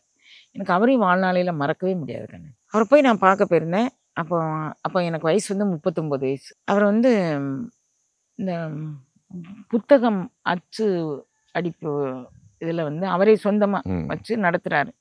காசு பணம் ரொம்ப கிடையாது கண்ணு. யாரோ கொடுக்குறத கொண்டு ஒரு இது வந்து ஒரு புத்தகம் சின்னதாக, அது புத்தகம்னு சொல்ல முடியாது கண்ணு, பாம்லெட்னு சொல்லுவாங்கல்ல, அந்த மாதிரி ஒரு 30 பக்கம் இருக்கும். அது சின்னதாக அதை ஸ்டாப்லர் போட்டு கொடுத்தா மாதிரி அது வச்சு நடத்திட்டு இருந்தார். அதுக்கு அவர் ஏதோ ஒரு தொழில் பார்த்துட்டு இருந்தார். அப்போ நான் போனேன். அவர் நிமிந்தே பார்க்கல. அப்போ அங்கே அவர்கிட்ட அசிஸ்டண்டாக இருக்கிறவர் சொல்கிறாரு, கடைநல்லூர்லேருந்து ஒரு அம்மா வந்திருக்குறாங்க உங்களை பார்க்கறதுக்கு. என்ன வேணும்? அவர் கேட்டதை கிளம்பி, என்ன வேணும்? ஐயா நான் உங்களை பார்க்க வந்திருக்கேன். இருக்காண்டி? இல்லையா நான் வந்து சில விஷயங்கள் உங்களை கேட்டு தெரிஞ்சுக்கணும்னு வந்திருக்கேன். சரி, இப்படி ஒரு இதை விட கொஞ்சம் நீள காலமா இந்த அகலம். எனக்கு இங்கே ஒரு பாய் போட்டாருக்கன்னு அவர் அங்கே உட்காந்துக்கிட்டார். எனக்கு நான் இங்கே பார்க்குறேங்கன்னு அங்கே பார்க்குறேங்கன்னு எப்படி கண்ணு இந்த அருள் அனுபவ நிலைகளை அவர்கிட்ட பேசுறது. எனக்கு இதுக்கு மெத்தியில் கண்ணு உலகத்திலே வந்து நான் வந்து ரொம்ப கம்பீரமாகவும் சொல்லுவேங்கண்ணு, ராஜகம்பீரமாக சொல்வேன். ஐயன் எனக்கு அருளியவார் ஆர்வருவார் அச்சோவே, மணிவாசகர் தோல் நோக்கம் பண்ண மாதிரி நான் ஆடுவேங்கண்ணு. நான் வந்து ஒரு தெளிவு காண்டி தான் நான் அவர்கிட்ட போனேன். அப்போ சொன்னேன், ஐயா எனக்கு இது மாதிரி ஒரு இது கிடைக்கிது, நீங்கள் ஏன் அங்கே உட்காந்துருக்கீங்க? நான் இது வந்து சத்தம் போட்டு பேசுகிற உபகாரம் இல்லை. அந்தரங்கத்தின் அந்தரங்கம் நுகர முடியாத ஒரு சூக்கும விஷயம் பற்றி பேச வந்திருக்கிறேன். நீங்கள் அங்கே இருந்துக்கிட்டு நாங்கள் எனக்கு வழிகாட்டுவீங்கன்னு நினச்சி வந்திருக்கிறேன். நீங்கள் அங்கே இருந்துட்டு நான் அங்கேருந்து எப்படி பேசுவேன்? நான் பெண்கள் முன்னிலையிலேருந்து பேசுவதில்லை. யார் சொன்னால் நீங்கள் ஆம்பளை ஆளுன்னு? மீராபாய் சொல்லியிருக்கிறாங்க, எல்லாருமே பெண் தான் சொல்லியிருக்கிறாங்க. வைணவம் சொல்லுது எல்லாரும் பெண் தான் சொல்லுது. அப்புறம் அருளாள பெருமக்கள் எல்லாரும் தங்களை பெண்ணாக பாவிச்சுக்கிட்டு இறைவனை ஆணா பாவிச்சுக்கிட்டு தான் காதல் மொழி பேசியிருக்கிறாங்க. அப்பர் பேசியிருக்கிறார்ல, முன்னம் அவனுடைய ஆரூர் கேட்டால் மூர்த்தி அவன் இருக்கும், அன்னம் கேட்டால் பின்னை அவனுடைய வடிவம் கேட்டால் பேர்த்தும் அவனுக்கே பிச்சையான, தன்னை மறந்தால் தன் நாமம் கேட்டால் அயர்த்தால் அகலிடத்தால் ஆச்சாரத்தை, தன்னை மறந்து தன் நாமம் கட்டு அவனுடைய அடிக்கே ஆளாயிட்டான்னு ஒரு காதலி எப்படி வந்து அகலிடத்தால் ஆச்சாரத்தை, உங்க அப்பா பத்தி என்ன பேசுவாங்க, உங்க எதெல்லாம் மறந்துட்டா, அப்படித்தானே விரும்பி இருக்கிறாங்க எல்லாரும். நீங்க என்னமோ பெரிய இது மாதிரி, உங்களுக்கு உங்க பேர்ல நம்பிக்கை இல்லை, வள்ளல் பெருமான பேர்ல. எனக்கு எங்க இருந்து அப்படிலாம் பேசக்கூடிய ஆளே இல்லை கண்ணு. இப்ப கொஞ்சம் அத்தாரிட்டியா பேசுறேன். நான் 39 வயசு வரைக்கும் வாயே திறக்காம இருப்பேன் வீட்டுல. வாய் திறந்தா நம்மளை வந்து எதுலையாவது மாட்டி விட்டுருவாங்க. மாட்டுன்னா இந்த அருளுரை சொல்லு, அது சொல்லு, இது சொல்லுன்னு உலகியலுக்கு இழுத்துட்டு வந்துருவாங்கங்கிறதுல ஒரு தீவிரமா இருந்தேன். எனக்கு என்ன பேசுன்னு தெரியல. உங்களை நம்புறீங்களா, ஆண்டவனை நம்புறீங்களா, வள்ளல் பெருமானை நம்புறீங்களா? அப்புறம் எதுக்கு உங்களுக்கு இந்த பயம் வருது? ஒன்று நீங்க வாங்க, இல்லாட்டி நான் வரேன். அவரே பாய் எடுத்துட்டு பக்கத்துல வந்துட்டா இருக்கேன். அப்போ நான் வந்து இந்த விநாயகர் மந்திரத்தை சொல்லிட்டு இருக்கும்போது நான் போனேன். அப்படி போகும்போது அந்த உயிராற்றல் எப்படி ஒளிவண்ணமாக என்னுடைய உச்சந்தலைக்கு மேலே இடக்கை பக்கமாக ஒரு ஒளி வண்ணம் நின்னுது. நான் அதையே கூர்ந்து பார்த்துக்கிட்டுன்னு அது என்ன ஏதுங்கிறது எனக்கு புரிய தெரியல. அதிலே நின்றுட்டே இருந்தேன். எவ்வளோ நேரம் நின்னேன்னு தெரியாது. இந்த நிகழ்வு வந்து ஒரு 6-7 மணி நேரம் எனக்கு வந்து எங்கே உலகம் முழுதும் நான் பறந்த ஒரு ஆற்றலாக இருந்தேன். அப்புறம் திடீர்னு ஒரு சுருக்கிக்கிட்டு ஒரு ஒளியாக மாறினேன். அதுக்கப்புறம் வந்து அது வந்து என்னுடைய இடது தலைப்பக்கம் நின்றுச்சு. அப்புறம் அந்த உச்சந்தலை வழியாக உள்ளே இறங்கிடுச்சு. இப்படி எனக்கு ஒரு 3 அனுபவம் கிடைச்சிது கண்ணு. அது வேறு அனுபவம். இதை சொன்னேன் நான் கண்ணு, நான் இப்படி சொல்லலை, ஏங்கி அழுதுகிட்டே சொன்னேன் கண்ணு. நான் உங்ககிட்டே சொல்லியிருக்கேன், டு பி வீக் இஸ் மிசரபிள்ங்கிற கேரக்டர். நான் ஏங்க நான் கொஞ்சம் தான் கண்ணு அழுதுருப்பேன். அவர் ஒரு துண்டை நினச்சிட்டா இருக்குங்க. அப்புறம் வந்து அடுத்த அனுபவத்தை சொன்னேன். எல்லாரும் வந்து நூல் ஏணி பற்றி நுனியேற மாட்டாதார், பாலொன்று பற்றி பண்பின் தலைக்கடுவார், கோலொன்று பற்றினால் கூடா பறவைகள், மாலொன்று பற்றி மயங்குகின்றார். இது திருமூலர் திருமந்திரம். நூல் ஏணின்னா என்ன அப்படின்னு சொல்லி நான் வந்து எனக்கு இறைவன்கிட்ட நான் கேட்டேன். எல்லாம் ஒரு 30 புக்கு நான் திருமந்திர புக்கு ரெஃபர் பண்ணியிருப்பேங்க. புக்கு வாசிக்கிறது எனக்கு ரொம்ப பிடிக்கும். அப்போ வந்து இறைவன் வந்து சொன்னான், புக்கு ரொம்ப இந்த இதுக்கான கருத்து வள்ளல் பெருமானார் பாடலில் இருக்கு பாரு, திருவாசகத்தில் இருக்கு பாரு, கோலொன்று பற்றினால் கூடா பறவைகள், மாலொன்று பற்றி மயங்குகின்றார். எப்போ கூடா பறவைகள் வந்து பறவைகள்னா இந்திரியங்கள். நீ கோலை பற்றினோன்னா அந்த இந்திரியங்கள் வந்து உனக்கு மயக்கம் செய்யாது. அந்த வீணாதண்டு அப்படிங்கக்கூடியது நமக்கு முதுகுத்தண்டில் பயணிக்கக்கூடிய ஒரு அற்புத ஆற்றல் கண்ணு. அதே இறைவனே எனக்கு குருவாக வந்து ஒளிவண்ண திருமேனியாக வந்து, நம்ம வீடு 100 அடி, ஒரு 5 செண்டு நிலப்பரப்புள்ள உள்ளது, 100 அடி மொத்தம். அந்த தலைவாசலேருந்து அது உருண்டு வந்துச்சுக்கண்ணு. என் பக்கத்தில் வந்து என்னை உட்கார, அதை சொல்லி மாளாத கதை கண்ணு. எத்தனை தடவை சொன்னால் கூட எனக்கு திருப்தி பெறாது. அது என்னை வந்து 12 மணிக்கு நீ எனக்காண்டி வெயிட் பண்ணிடு அப்படின்னு சொல்லிச்சு. அது என்னுடைய தொடையில் இந்த பகுதியில் அப்படி ஒரு அழுத்தம் கொடுத்துச்சு. அப்புறம் வந்து நான் எப்படி அந்த கணபதி மந்திரம் சொல்லும்போது நான் வந்து 224 புவனங்கள் போயிட்டு திரும்ப வந்தேனோ அது மாதிரி நான் வந்து தன்னிலை மாறிட்டேன். இது 12 மணிக்கு நடந்துச்சு. வழக்கமாக 3 மணிக்கெல்லாம் நான் குளிச்சுட்டு மொட்டை மாடிக்கு போயிருப்பேன். அன்றைக்கி போகலை. 6 மணி ஆயிடுச்சு. நான் உட்காந்துட்டே இருக்கேன். அப்பா வந்து ஏன் பிள்ளை உட்காந்துட்ருக்கு அப்படிங்கிற மாதிரி அவங்க சிந்திக்கிறாங்க. கொஞ்ச நேரம் கழித்து வெளியே வந்துட்டேன். என்ன நடந்தது எனக்கு தெரியல கண்ணு. ஆனால் என்னுடைய முதுகுத்தண்டில் ஆற்றல் மிக்க ஒரு ஒளிவெள்ளம் பயணிச்சுதுங்க. இப்போ இதுக்கு விளக்கமாக சொல்லும்போது மணிவாசகர் சொல்கிறாரு, இவர் வந்து கோலொன்று பற்றினால் கூடா பறவைகள் மாலொன்று பற்றி மயங்குகின்றார்ன்ட்டாரு. மணிவாசகர் சொல்றாரு. இந்த வீணாதண்டில் அந்த அனுபவத்தை பெற்றால் மட்டுமே இந்திரிய பறவை இரிந்து ஓடும் அப்படிங்கிறார். அப்போ வந்து நீங்கள் ஏமா உங்களுக்கு எப்படி வந்து இப்படி ஒரு வாழ்க்கை அமைஞ்சுது அப்படின்னு கேட்கலாம். உங்களுக்கு அதானே நோக்கம். நான் சொல்கிறேன், இந்த கோலொன்று பற்றுத நிலையை வந்து அவன் காட்டி கொடுத்தால் ஒழிய எந்த சங்கமும் காட்டி கொடுக்காதுங்க, இன்க்ளூடிங் தவச்சால். நான் வந்து உங்களுக்கு காட்டி தருவேன்னு ஒருபோதும் சொல்ல மாட்டேங்கன்னு. அழுது பெறலாம். நான் அழுது தான் பெற்றேன்.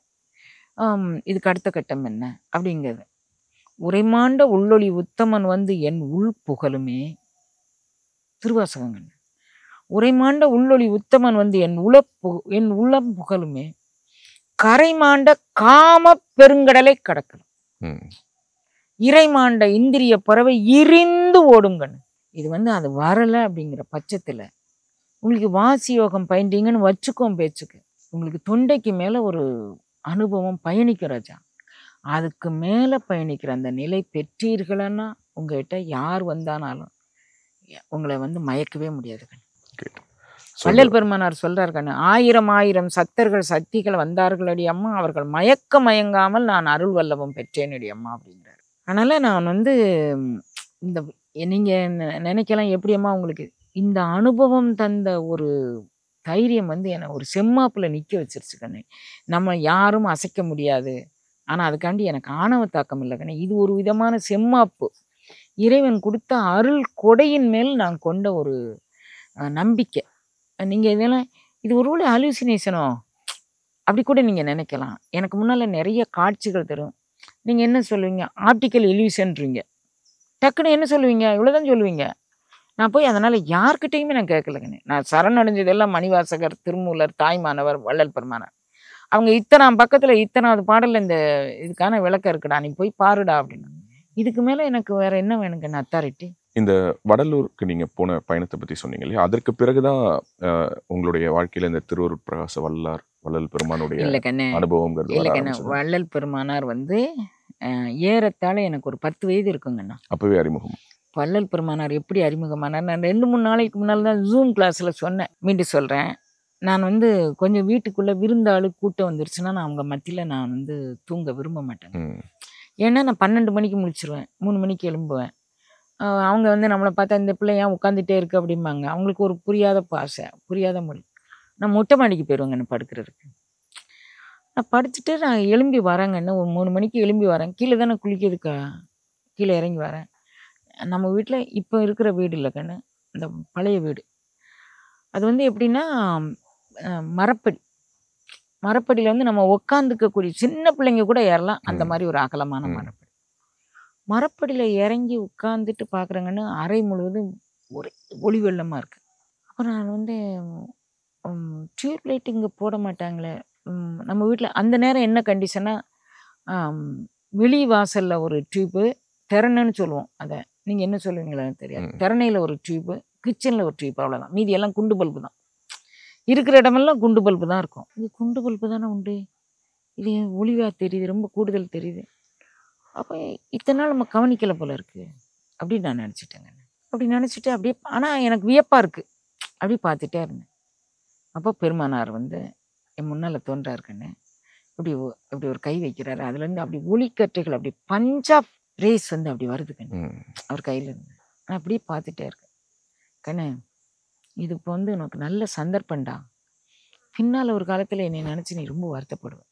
நான் உன்னை பிரிந்திருக்கிறேன் ரொம்ப கூப்பாடு போடுவேன். இப்போ நல்ல சந்தர்ப்பம், நீ வந்துடுடா அப்படின்னு சொல்கிறாரு கண்ணு.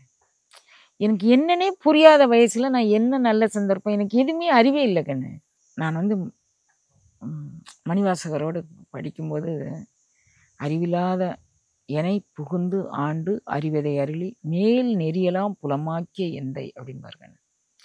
எனக்கு அறிவே கிடையாது, இவங்க பண்ணின திருக்கருணை என்னை உங்கள் முன்னால் உட்காத்தி வச்சிருக்கு, இத்தனை பிள்ளைங்களை கொடுத்துருக்கு.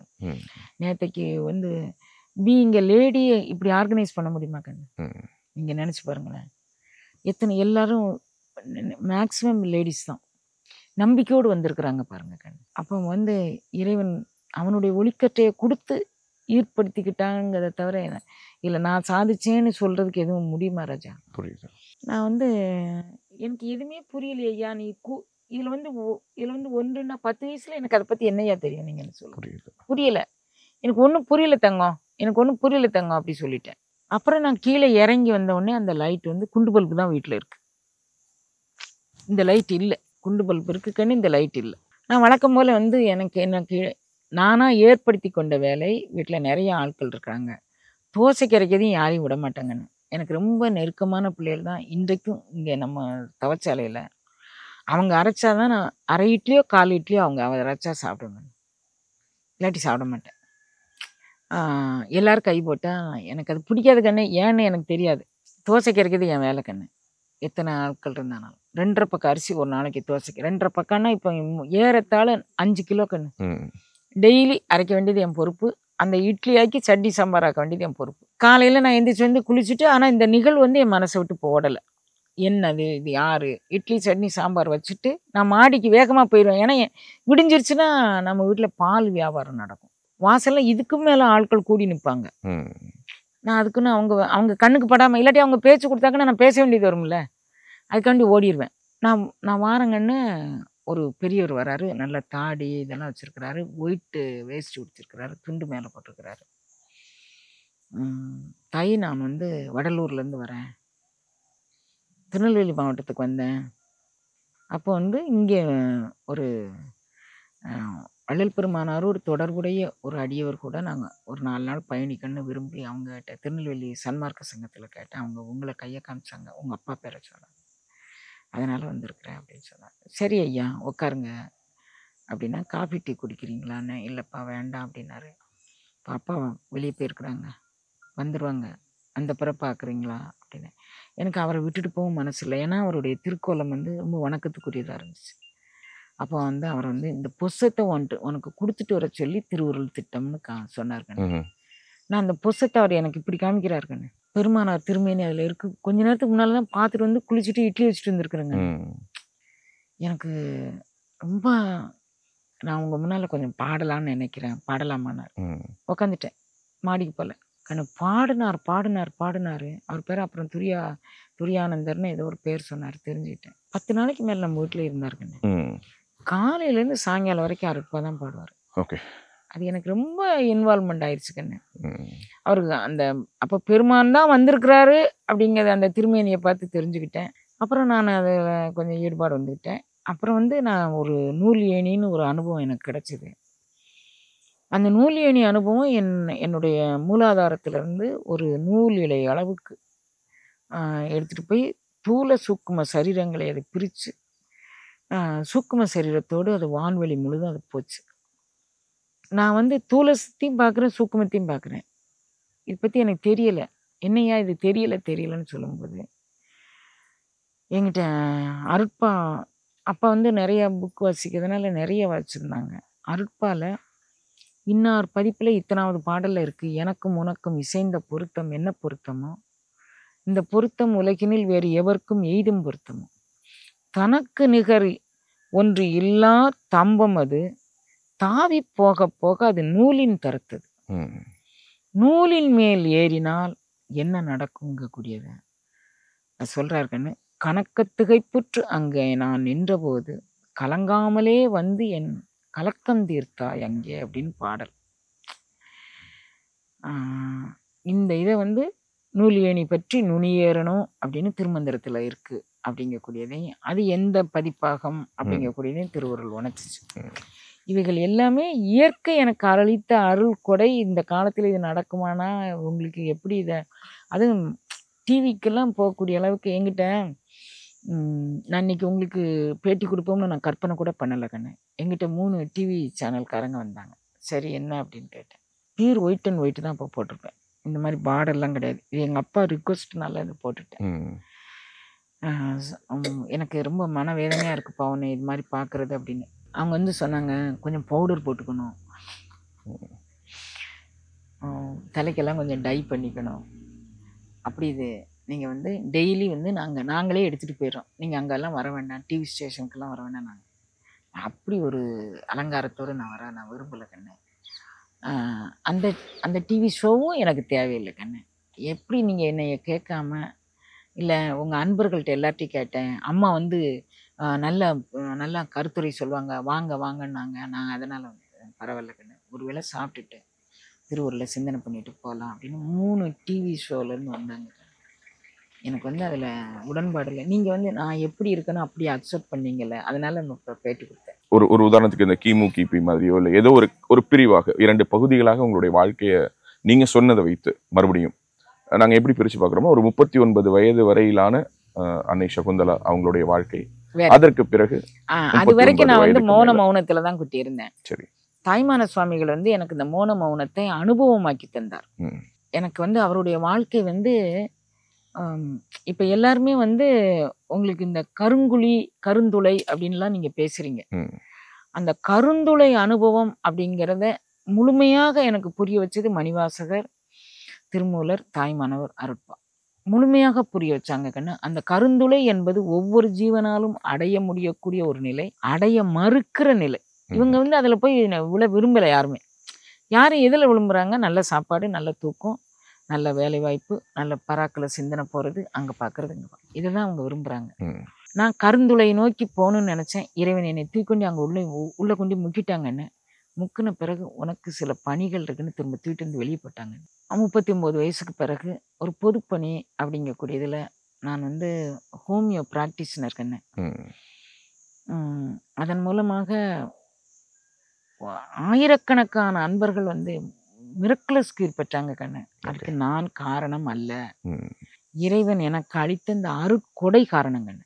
அதனால இப்போ வந்து அதெல்லாம் மறந்துட்டு ஏற கட்டிட்டு எல்லாம் முடிச்சிட்டோம். நமக்கு வந்து ஒரு மௌனத்துல ஒரு மரத்தடியில ஒரு குடிசை போட்டு உட்காரணும் தான் கண்ணு. நாங்க வந்து இங்க உண்மையிலே இந்த கட்டடம் கட்டணும் லவலேசம் அபிப்பிராயம் கிடையாது. அப்போ அந்த குடிசை போட சொன்ன அன்பர் சொன்னாரு, நீங்க குடிசைக்குள்ள இருந்துக்குவீங்க, உங்களை பார்க்க வரவங்க ஒருவேளை மழை வந்துருச்சு, இந்த அத்துவான காட்டுல இருக்கிறீங்க, உங்களை பார்க்க வரவங்க தங்கன்னா நீங்க எங்க தங்க வைக்கீங்க? மலையில நனைய வச்சிருவீங்களா, வெயில காயப்பட்டுருவீங்களா அப்படின்னாங்க. ஆமா, அப்போ அவங்களுக்கு ஒரு ஹால் கட்டலாம் அப்படின்னு தோணுச்சுக்கண்ணு. சரி, அப்போ அதுக்கு ஒன்று ஒரு இது ஏற்பாடு நடந்துச்சு. அப்படியே கொஞ்சம் கொஞ்சமாக ஏற்பாடாச்சு. அப்புறம் ஒரு யாகசாலை அங்கேயே போட்டிருந்தேன். தவறாமல் 150 பேர். இப்போ நேற்று பார்த்தீங்களா, அதே கூட்டம் எல்லா பௌர்ணமிக்கும் வருது. இந்த இவ்வளவு மழை இருந்தாலும் வெயில் இருந்தாலும் வருது கண்ணா அந்த கூட்டம். அப்போ இவ்வளவு இடத்த தாண்டி இவங்க வராங்களே அப்படிங்கிறதுல வந்து சரி, நம்ம மழை ஒருக்க மழை நல்லா கொட்டிருச்சு. எல்லாருக்கும் இருக்கவே இடம் இல்லை. உள்ளே இருக்கிறாங்க, மேல் வராண்டாவில் இருக்கிறாங்க. வராண்டாவிலையும் அந்த இங்கே மழை வந்துச்சுன்னா ஒரு வித்தியாசமாக வருங்க, இப்படி சுற்றி சுற்றி வரும். யாரையும் நிற்கவே விடாது, அப்படி மாதிரி இங்கே மழை அடிக்கும்.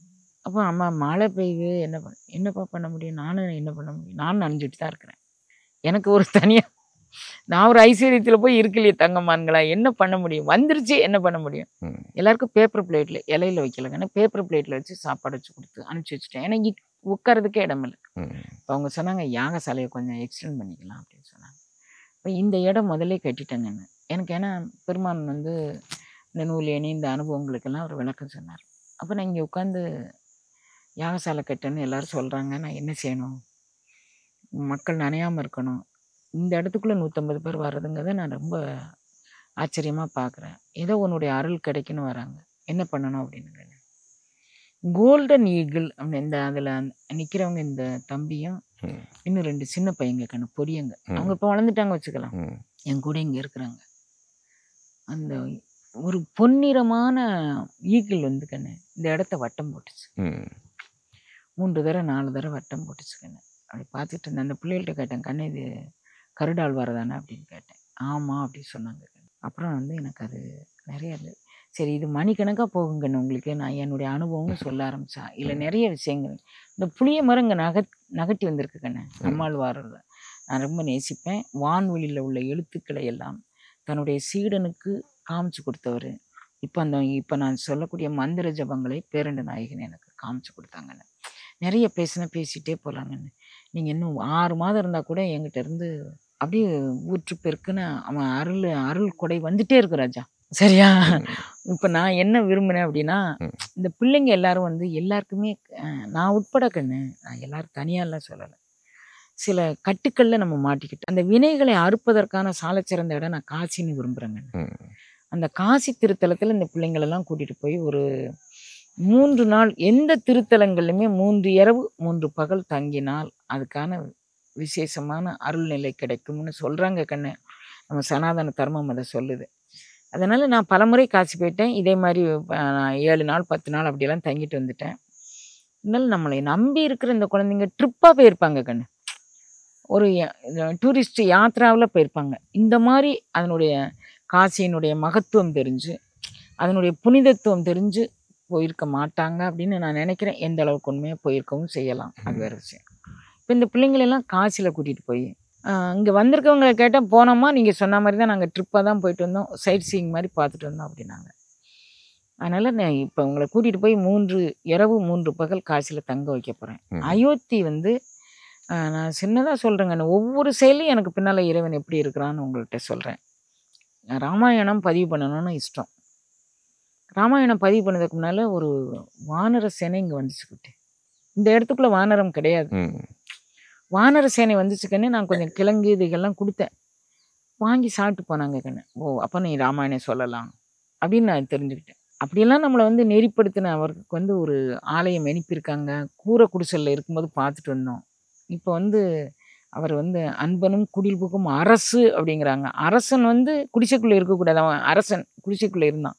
இப்போ ராஜாதி ராஜாவாக ராஜமார்த்தாண்ட ராஜ கம்பீர ராஜகுல திலகனாக அவன் காட்சி கொடுக்குறான். அதை போய் பிள்ளைகளுக்கு காமிச்சிட்டு வந்துடும் நம்ம சனாதன தர்மத்தினுடைய பிடிப்பு அப்படின்னு. அது மாதிரி போட்டு ஒரே ட்ரெயின் கண்ணு, ஒரே ட்ரெயினில் நம்ம எல்லா லக்கேஜும் எடுத்துகிட்டு போகிறோம். ஏதோ 4-5 ஊர் பார்க்குறோம். அப்புறம் நிறைவாக வந்து நான் வந்து முத்தாய் போய்க்கன்னா நீங்களும் நானும் பேசுகிற மாதிரி ராமகிருஷ்ண பரமஹம்சர், விவேகானந்தர், அப்புறம் வந்து நாகமக துர்காசரன் அப்படிங்கக்கூடிய ஒரு யோகி பரமஹம்சர் வாழ்ந்த இவங்க எல்லாரும் நீங்களும் நானும் பேசுகிற மாதிரி என்னை பேசி பண்படுத்தியவர்கள்.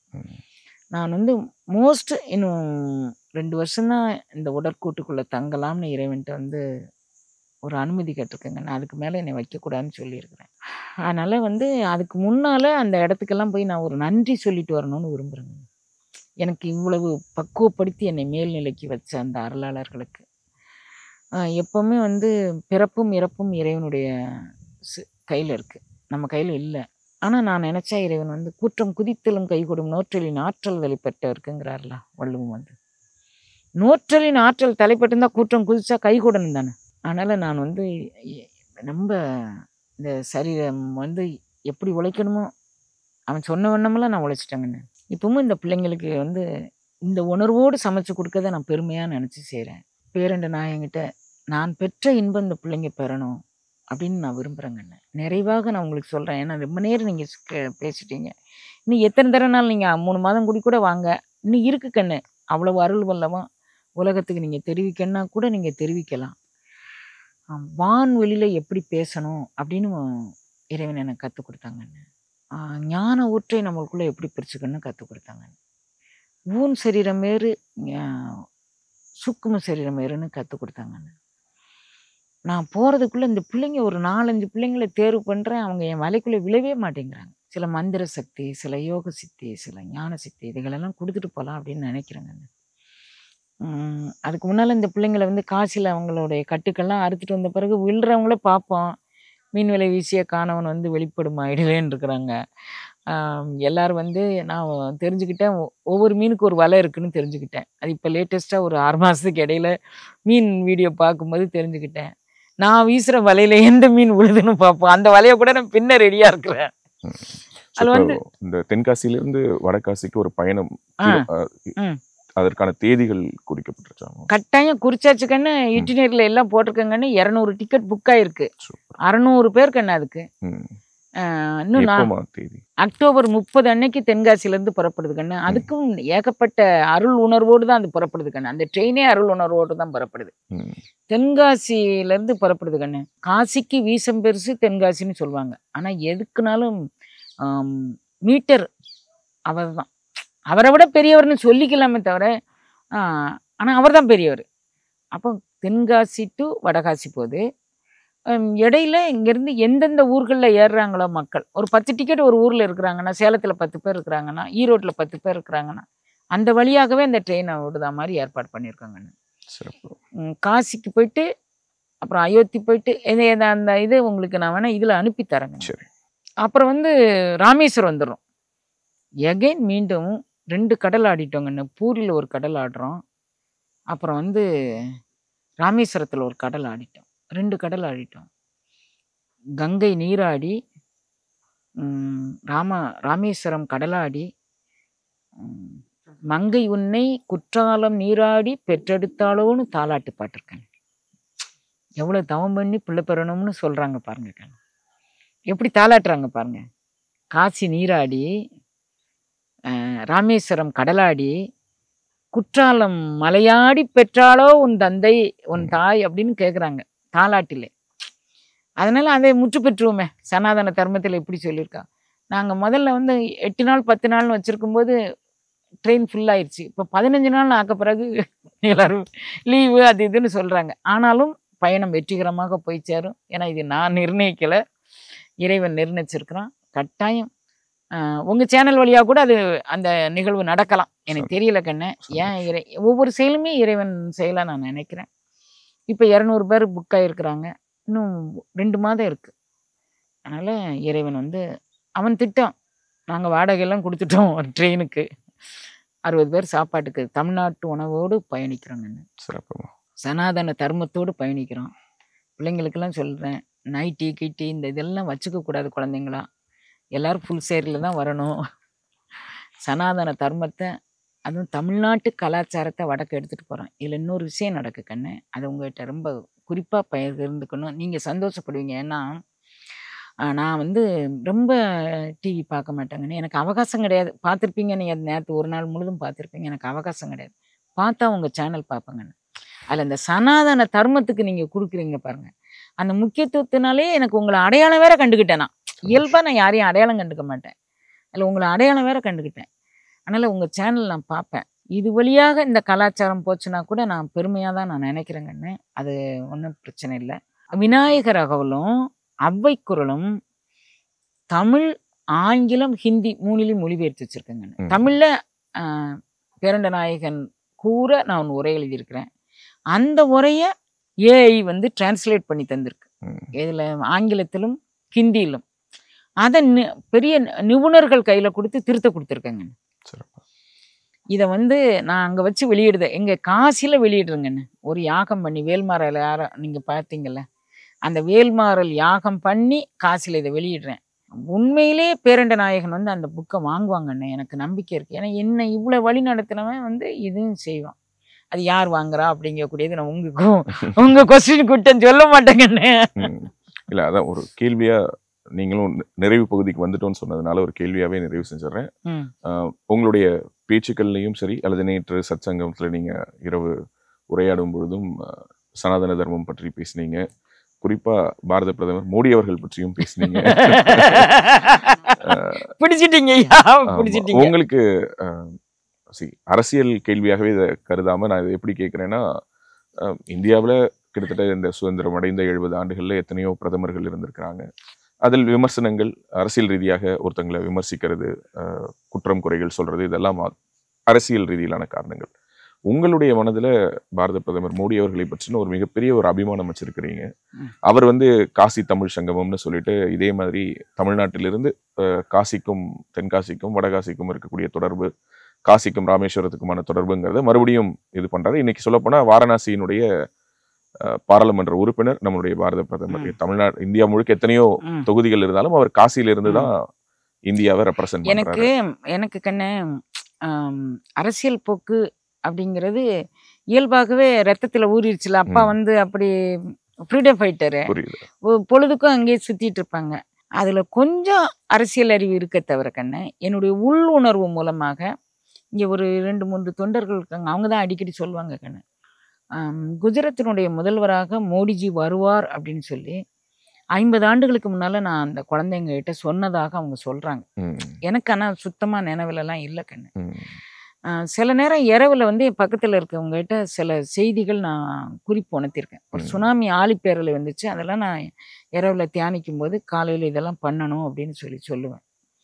அது மாதிரி மோடிஜியை பற்றி ஒவ்வொரு கணமும் அவர் தான் பிரதமர் ஆவார் அப்படிங்கக்கூடிய அளவுக்கு எனக்கு அந்த கட்டமைப்பை இறைவன் ஏற்படுத்தி அவருக்காக வேண்டி நான் எது வேணால் செய்கிறதுக்கு ஒவ்வொரு யாகத்திலும் அவர் வரணும் அப்படின்னு. விமர்சனம் வந்து பொது வாழ்வுக்கு வந்துருச்சுன்னா எல்லாம் சகஜம் தானே கண்ணு. நான் அதை வந்து ஒரு குறிப்பாக எடுத்துக்க மாட்டேன். அப்புறம் என்னை எல்லாரும் கேட்பாங்க, அப்பா ஃப்ரீடம் ஃபைட்டர் இந்திரா காந்தி அவங்கெல்லாம் இங்கே நேருஜியை எங்கே கூட்டிகிட்டு வந்ததே அப்பா தான்.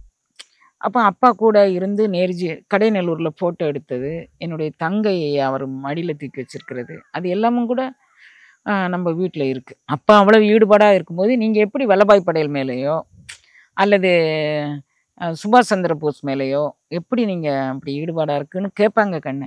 என்னை அறியாமல் ஒரு இனமான உணர்வு அப்படிங்கக்கூடிய தேசிய உணர்வு என் உள்ளுக்குள்ளேயே அது நீரோட்டமாக போச்சுக்கண்ணு. நாட்டுக்காக வேண்டி சுதந்திரம்ங்கக்கூடிய பேரில் சுபாஷ் சந்திர போஸை வந்து அடகு போட்ட நிகழ்வு இருக்குது பாருங்கள், ஆழமான காயத்தை எனக்கு ஏற்படுத்திடுச்சுக்கண்ணு. அதே உணர்வில் தான் மோடிஜி இருக்கிறார். பட் சத்தம் போட்டு பேச முடியாது. நான் தனி மனிதர், சத்தம் போட்டு பேசிடலாம். அப்போ என் உணர்வும் அவர் உணர்வும் ஒன்று தான் கண்ணு. வல்லபாய் படேல் நமக்கு யோகம் இல்லை, நம்ம வந்து கொடுத்து வைக்காத பிள்ளைங்க. அதனால வல்லபாய் படேல் சுபாஷ் சந்திர போஸ் எல்லாம் இல்லாத இவங்க கையில் வந்து நாடு ஆகப்பட்டு கிடக்கு கண்ணு. நான் அரசியல் பேச விரும்பலை. என்னுடைய இலக்கு வந்து பேரண்ட நாயகன் அவனை உணர்வதற்கு வழிகாட்டுவது. அதனால் இப்போ நீங்கள் புரிஞ்சிருப்பீங்க நான் நினைக்கிறேன். மோடிஜி வந்து என்னுடைய உணர்வோடு பயணிக்கக்கூடிய ஒரு சோல். லாபம் வரும் நஷ்டம் வரும் அதெல்லாம் வேற அப்பாற்பட்டு அவர் வந்து யோகத்தின் உச்சம் தொடணும், அதுக்கு அபயமாக துணை போகணும். இதுதான் என்னுடைய இலக்கு. அவர் யோகத்தின் உச்சம். அவர் இப்போ யோகியாக தான் இருக்கிறார். பட் யோக நிலையில் அம்மா சொல்கிறாங்க, இடச்சக்கரத்தின் ஈரட்டு நிலையும் உடற்சக்கரத்தின் உறுப்பையும் காட்டி அப்படிங்கிறாங்க. இடைச்சக்கரம்னா என்ன? சமம் ஆதி, உச்சநிலைக்கு சமமாக ஆதியோடு நிறைத்து கொடுவது. அது வடநாட்டில் பிரசாத யோகம்னு ஒரு யோகம்தான் உச்சந்தலை கடந்து ஒரு யோகம் இருக்குன்னு காமிக்குது. உச்சந்தலை வரைக்கும் போயிருக்கலாம் அவங்க, அதை கடந்து இருக்கக்கூடிய நிலை போகணும் அப்படின்னு நான் விரும்புகிறேங்கன்னு. இந்த அம்மாவுடைய அந்த இதை வந்து நான் டிரான்ஸ்லேட் பண்ணதுக்கு காரணமே இந்த யோக நூல் வந்து மோடிஜி யோகிஜி 2 பேருக்கும் போய் சேரணும், அவங்க இந்த அருள் அனுபவம் பெறணும் அப்படிங்கிறது என்னுடைய ஆசை. அவங்க வெளியிடுறாங்க வெளியிடலை, ஆனால் அவங்க தான் வெளியிடணுங்கக்கூடியது எனக்கு ஒரு பெரிய அதை வந்து என்ன ஆசைப்பட்டேன்னு 10 பாடல் பாடுறாரு மணிவாசகர். நானும் ஆசைப்பட்டேங்கன்னு என் பிள்ளைங்களையும் ஆசைப்பட சொல்லியிருக்கேன். இத்தனை பேர் ஆசையும் போய் தாக்கட்டும். மிக்க நன்றிம்மா. இவ்வளவு நேரம் உங்களுடைய நேரத்தை ஒதுக்கி ஏதோ நிறைய கேள்விகள் உங்களுக்கு சரியான கேள்விகளான்னு கூட தெரியல, தோணுனதை கேட்டேன். ஏன்னா நீங்களும் எந்த கேள்வியும் கேட்கல, என்ன கேட்க போறோம்னு கூட நீங்க கேட்டுக்கல. ஸோ எனக்கு தோணுனதை கேட்டேன். இல்லை, நான் வந்து பேசு தமிழாவுக்காக வேண்டி ஒரு ஆன்மீகத்தில் நாட்டமுடைய, உங்களுக்கு ஏற்கனவே விதை போட்டிருக்கிறாங்க, யாரோ போட்டிருக்கிறாங்க, பட் முளைச்சி வரணும், அது வேற. ஆன்மீகத்தில் நாட்டமுடைய ஒரு சோலுக்காக வேண்டி நான் கொடுத்த பேட்டி கண்ணு. நான் வந்து வீடியோக்காக வேண்டிய ஆடிக்காக வேண்டிய நான் போடலை கண்ணு. என்னுடைய பயணம் வந்து நான் இன்னும் ஒரு முறை இந்த 2 வருஷத்துக்கு இடையில ஒரு பயணம் வந்து மலேசியாவுக்கும் சிங்கப்பூருக்கும் அவர் ஆர்டர் போட்டிருக்கிறார். ஏற்கனவே பாரிஸ் போயிட்டு 39 நாள் பயணம் ஃபிக்ஸ் பண்ணிவிட்டு 3ஆவது நாள் ஓடி வந்துட்டேன். இங்கே 10 நாள் அங்கே 10 நாள் போகணும் திருவாசகத்தை சொல்கிறதுக்காக வேண்டி. அவன் எப்படி கூப்பிட்டு போகிறான் அப்படிங்கிறத அடுத்து பார்க்கலாம். நான் வந்து சனாதன தர்மத்திற்காக வேண்டியும் ராஜவேல் என்ற தனிநபருக்காக வேண்டி இல்லை, ராஜவேல் கூட பயணிக்கக்கூடிய சனாதன தர்மத்தின் இந்து மத உணர்வுக்காக வேண்டியும் அளித்த பேட்டி இது. நன்றி. ரேபிஸ் உள்ள வந்துடுச்சுன்னா, அதோட அறிகுறிகள் ஆரம்பிச்சிருச்சுன்னா அதுக்கு ட்ரீட்மெண்ட்டே கிடையாது. 100% மரணம். பாதுகாப்பு இல்லாத உடலுறவு வைக்கும் பொழுது இந்த மருக்கள் பாதிக்கப்பட்ட நபர் கிட்ட இருந்து இன்னொருத்தருக்கு ஈஸியா பரவலாம். ஃபர்ஸ்ட் நமக்கு சுகர் இருக்கான்றதை செக் பண்ணிக்கணும். சுகர் இருக்கக்கூடிய நிறைய நபர்களுக்கும் கண் எரிச்சல் ஏற்படும். 2-3 பேர் at 20A டயபெட்டிஸ் வரக்கூடிய வாய்ப்பு இருக்கு. இதை வந்து ராத்திரி 8 மணிக்கு மேலே இவங்க ரெகுலராக சாப்பிட ஆரம்பிச்சாங்கன்னா, சைக்கிளிங் பண்ணுறவங்களுக்கு நான் எழுதியே தரலாம், ஹார்ட் ப்ராப்ளம் வராது அப்படின்னு. பேசு தமிழா பேசு சேனலுக்கு ஆதரவு தந்து கொண்டு இருக்கக்கூடிய பார்வையாளர்களுக்கு வணக்கம். அரசியல் ஆன்மீகம்னு மட்டும் இல்லாம இப்போ ஹெல்த்லயும் நம்ம வந்தாச்சு. ஹெல்த் சம்பந்தமான பிரச்சனைகளுக்கும் ஹெல்த் டிப்ஸுக்கும் ஹெல்த் கேருக்கும் இல்ல ஹெல்த் பத்தி ஏதாவது தெரிஞ்சுக்கணும் அப்படின்னு நினைச்சீங்கன்னா ஹெல்த் குரு சேனல் கண்டிப்பா உங்களுக்கு யூஸ்ஃபுல்லா இருக்கும். பேசு தமிழா பேசு சேனலுக்கு கொடுக்கக்கூடிய இதே சப்போர்ட்டை ஹெல்த் குரு யூடியூப் சேனலுக்கும் கொடுத்து அந்த சேனலை சப்ஸ்கிரைப் பண்ணி உங்க நண்பர்களுக்கு ஷேர் பண்ணும்படி கேட்டுக்கிறோம். நம்ம ஹெல்த் குரு சேனலோட லிங்கை டிஸ்கிரிப்ஷன்ல தரோம், மறக்காம செக் பண்ணி பாருங்க.